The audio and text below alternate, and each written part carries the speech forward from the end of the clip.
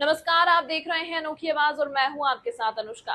प्रदेश के उप मुख्यमंत्री और स्वास्थ्य मंत्री के रीवा में स्वास्थ्य सुविधाओं का हाल देखकर प्रदेश की स्वास्थ्य व्यवस्था का अंदाजा लगाया जा सकता है। संजय गांधी अस्पताल में सीनियर डॉक्टरों की भारी भरकम टीम मौजूद है। उसके बावजूद 15-15 दिन तक मरीज ऑपरेशन के लिए भटक रहे हैं। अव्यवस्थाओं का आलम पूरे अस्पताल में है, परंतु ना कोई देखरेख करने वाला है, ना इन्हें कोई रोकने टोकने वाला।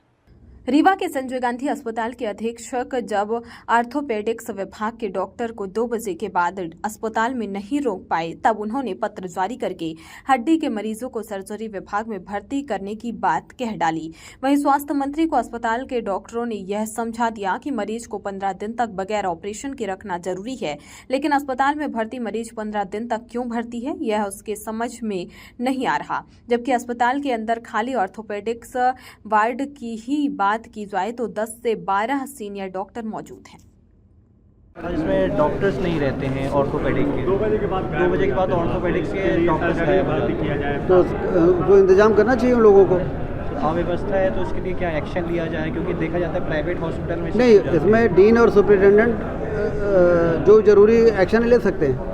15 दिन से पेशेंट पड़े रहते हैं, ऑपरेशन नहीं हो पाता है। वो तो आज हम गए थे, देखिए 15 दिन में ऑपरेशन जल्दबाजी में करने से खतरा भी रहता है। डॉक्टर किसका ऑपरेशन कब करना है ये वो तय करते हैं, हम लोग नहीं तय करते हैं कि वो ऑपरेशन लायक वो व्यक्ति है कि नहीं है। हमको तो मालूम नहीं, तो अपन ने कहा जल्दी करो और गड़बड़ हो जाएगा, फिर कौन जिम्मेदार होगा।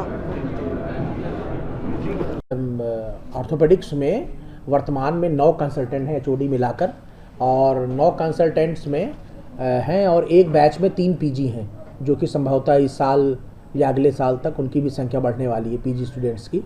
हमने अपग्रेडेशन के लिए अप्लाई किया हुआ है ऑलरेडी, और किसी भी समय हमको मंजूरी मिल सकती है। संभवतः इसी सत्र से हमको 4-5 की वृद्धि हो गए, 5-6 हो जाएंगी फिर पीजी। अभी 3 है वर्तमान में और 9 कंसल्टेंट हैं। और मई जून में हमारे यहाँ अवकाश रहता है, ग्रीष्मकालीन अवकाश, तो 50% अलाउड रहता है, तो 50% लोग छुट्टी में रहते हैं। तो इस प्रकार से व्यवस्था है, और हम बराबर यहाँ मरीजों का उचित उपचार और अत्याधुनिक ऑपरेशन हो रहे हैं मॉड्यूलर ओटी में।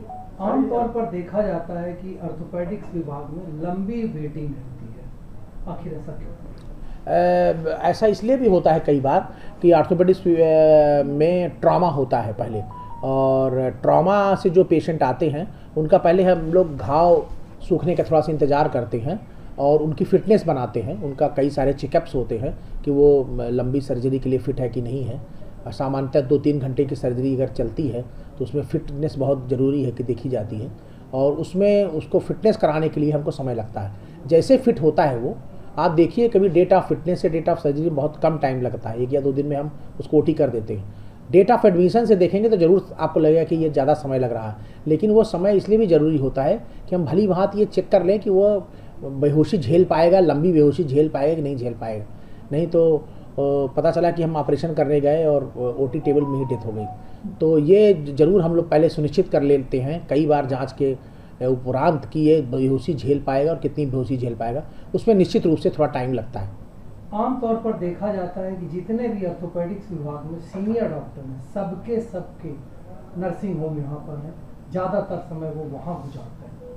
नहीं, ये तो आपके द्वारा ये बताया जा रहा है, तो ये तो शासन के स्पष्ट निर्देश हैं कि आप जो आपके सरकारी टाइमिंग है, जो सरकार आपको 8:30 से 2:30, 3, 4 जो भी है, तो उसमें आप अस्पताल में समय दें, टीचिंग में, रिसर्च में और ट्रीटमेंट में।